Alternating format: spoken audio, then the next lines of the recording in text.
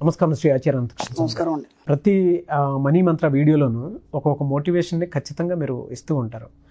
And ఏ విషయాలు ఎలా వదిలేయాలి, ఏ విషయాలు ఎలా పట్టుకోవాలి, అది కూడా సబ్జెక్ట్లో ఉన్నప్పుడు దాన్ని ఎంత ఫోకస్డ్గా పట్టుకోవాలి. అండ్ యూనివర్స్ కాన్సెప్ట్, మీరు ఏదన్నా అడగండి అది తిరిగి ఏ విధంగా ఇవ్వబడుతుంది అనే దాని మీద కూడా ఎలా ఉంటుంది రిజల్ట్ అనేది కూడా మీరు చెప్తూ ఉంటారు. ఆ సబ్జెక్ట్ మాట్లాడుకుందామండి. బట్ దాని బిఫోర్ ఏంటి అంటే క్లాసెస్ ఎక్కువ మంది అడుగుతున్నారు కాబట్టి అడుగుతున్నాను. మన క్లాసెస్ వచ్చి మనకి 2024 ఫిబ్రవరి అండి. ఫిబ్రవరి 18వ తారీఖు వైజాగ్లో ఉంటుంది, 25 ఫిబ్రవరి అనంతపురంలో ఉంటుంది. మళ్ళీ మార్చి 3వ తారీఖు బెంగళూరులో ఉంటుందండి, మార్చి 10వ తారీఖు రాజమండ్రి, మార్చి 31 తిరుపతిలో ఉంటుంది. ముకుందా జ్యువెలర్స్ తెలంగాణలో మొట్టమొదటి ఫ్యాక్టరీ అవుట్లెట్ మన కొత్తపేటలో ఫిబ్రవరి 14న గొప్ప శుభారంభం. సో ప్రీవియస్ వీడియోలో మీరు ఒక మాట అంటం జరిగిందండి. అంటే విజన్ అనేది ప్రతి ఒక్కరికి ఉంటుంది, కానీ దాన్ని బోర్డు మీద తీసుకురావడమే చాలా కష్టం. ఎందుకంటే కొంతమందికి క్లారిటీ ఉంటుంది, కొంతమందికి ఆ క్లారిటీ ఉండదు.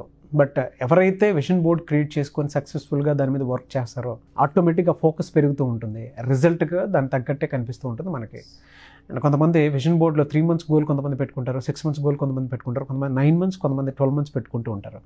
అవి చూసినటువంటి వాళ్ళే మన మనీ మంత్ర సబ్జెక్ట్ ఫాలో అయ్యేటువంటి వాళ్ళు. అంటే సంపదను ఎలా సృష్టించాలి అండ్ దానితో పాటు వాటిల్లోనే మీరు అప్పుడప్పుడు చెప్తూ ఉంటారు, ఎవరికన్నా ఎలా బయట దుప్పట్లు అవి ఇస్తూ ఉంటారు అండ్ గోదానం చేస్తూ ఉంటారు. వాటిల్లో కూడా ఆ కన్సర్న్ చూపించి మరీ ముందుకు వెళ్తున్నారు. అంటే ప్రకృతికి కూడా హెల్ప్ చేస్తూనే ఉన్నారు. సబ్జెక్ట్లో అది కూడా ఉంది ఖచ్చితంగా. అందుకే మనీ మంత్ర సబ్జెక్ట్ అంత పెద్ద హిట్ అయింది. అండ్ స్టిల్ వీఆర్ కంటిన్యూయింగ్ అండి. Thank you so much. ఈ వీడియోలో ఏం చెప్తాను, మనకు చిన్నప్పటి నుంచి ఎన్నో అవకాశాలు వచ్చాయండి. కాకపోతే మనం ఏం చేస్తామంటే మన సబ్జెక్టులో సెంటిమెంట్లు లేవు. మనం ఎన్నోసార్లు చెప్పుకున్నాం, ప్రేమ కానీ, జాలి కానీ, దయ కానీ, కరుణ కానీ ఇవన్నీ లేవు. ఇవన్నీ లేవన్నప్పుడు మరి డబ్బు ఎలా వస్తుంది? ఓకేనా, డబ్బుకు దీనికి సంబంధం లేదు అసలు.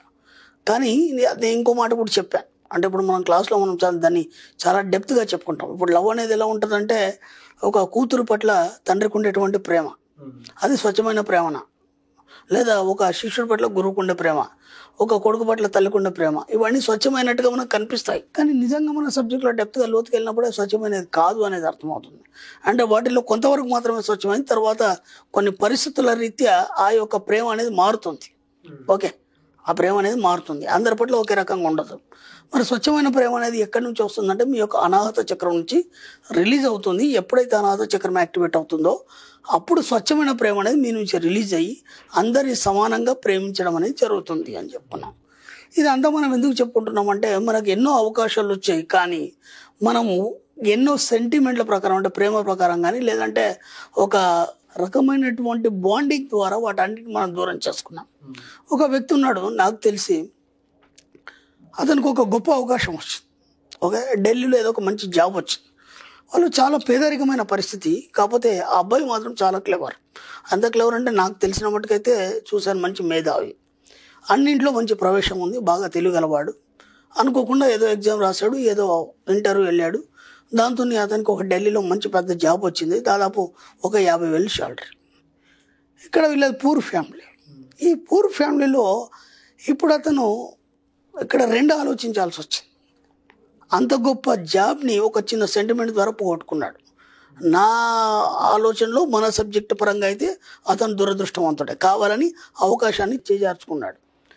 ఇక్కడ ఉన్నడే ఒక కొడుకు, తల్లిదండ్రులు చూసే వాళ్ళు ఎవరు లేరు. అలాగని వాళ్ళు మరీ ముసలోళ్ళేం కాదు, వాళ్ళకు మామూలుగా వాళ్ళ పని వాళ్ళు చేసుకున్న స్థాయిలో ఉన్నారు. కానీ ఈ తల్లిదండ్రుల మీద తనకి ప్రేమ ఎక్కువ. నేను పోతే ఎవరు చూడగలుగుతారు వీళ్ళని, వీళ్ళ పరిస్థితి ఏంటి అనే ఆలోచనతోనే అంత పెద్ద జాబ్ పోగొట్టుకున్నాడు. అంత నాలెడ్జ్ ఉంది, అంత చదువుకున్నాడు, అంత పెద్ద జాబ్ పోగొట్టుకొని మళ్ళీ ఇక్కడ ఏదో లోకల్లో ఏదో 10-15 వేలకు జాబ్ చేయడం, మళ్ళీ అదే అప్పుల్లోనే అదే పరిస్థితుల్లో కుంగిపోయి ఉన్నాడు.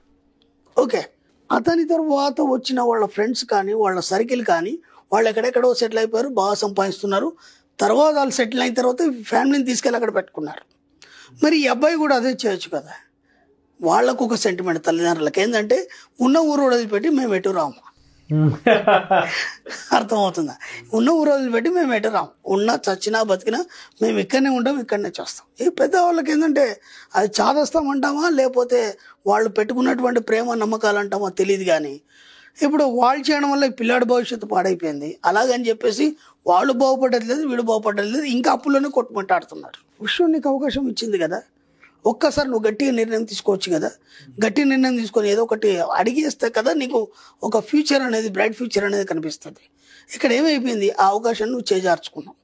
అలా మన జీవితంలో మనకు ఎన్నో బోలెడు అవకాశాలు వచ్చాయి. ఓకేనా, మీరు ఒకసారి లెక్కేసుకోండి.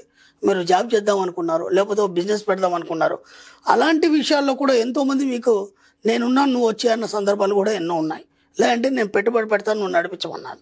అయినా సరే ఎక్కడొక్కడ మనం తచ్చాడుతూ అన్ని దగ్గర వెనకాల అడిగేసి అది అవుతుందో కాదు, మళ్ళీ ఫెయిల్ అవుతాను, నేను ముందు పోతానో లేదో, మళ్ళీ నమ్మకాన్ని నిలబెట్టుకుంటానులేమో, ఇలా ప్రతి దగ్గర మనం ఎడకడిగేసి, అంటే మనకు ధైర్యం సరిపోక ప్రతి దగ్గర భయపడుతూ ఇలా ఎన్నో అవకాశం మనం చేజార్చుకున్నాం.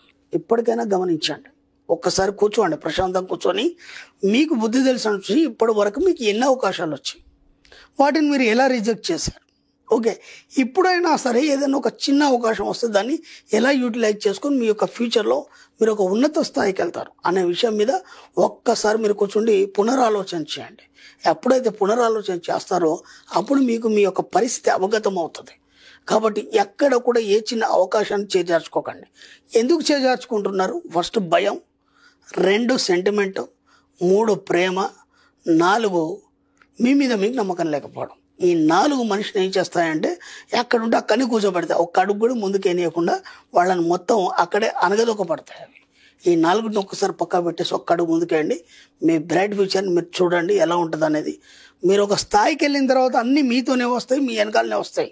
కానీ మీరు ఇప్పుడేమనుకుంటారంటే నేను లేకపోతే నడవదేమో, నేను లేకపోతే వాళ్ళు ఏం చేసుకోలేరేమో, నేను లేకపోతే ఇదంతా వ్యవస్థ ఆగిపోతుందేమో అనే ఒక పిచ్చి సెంటిమెంట్తో మీరు ఆగిపోయి మీ యొక్క భవిష్యత్తును నాశనం చేసుకుంటున్నారు. కాబట్టి 4 ఒక్కసారి పక్కన పడేసి ఒక్క అడుగు ముందుకండి. మీరు కోరుకున్నది ఏదైనా సరే మీ జీవితంలో పొందగలుగుతారు, సాధించగలుగుతారు. మీ యొక్క ఫ్యూచర్కి, మీ యొక్క భవిష్యత్తుకి, మీ యొక్క ఉజ్వల భవిష్యత్తుకి ఏ సెంటిమెంట్ కానీ, ఏ ప్రేమ కానీ ఏది కూడా అడ్డు కాకూడదు. అవి ఎప్పుడైతే ఉన్నాయో మీరు అనుకునేది ఏది సాధించలేరు. ఒక్కసారి ప్రయత్నించండి, వాటిని కొద్దిగా పక్కన పెట్టేసి. మన సబ్జెక్టులో అవన్నీ ఉండవు. అవన్నీ ఎలా వస్తాయి అనేది మనం మళ్ళీ క్లాస్లో చెప్పుకుంటాం. ఖచ్చితంగా అవన్నింటిని మళ్ళీ మీరు పొందగలుగుతారు. ఆ పొందే వరకు మీరేందనేది మీరు నిర్ణయించుకోండి. Thank you sir, thank you so much Shri Acharya Anantakrishna Swami garu. Thank you అండి.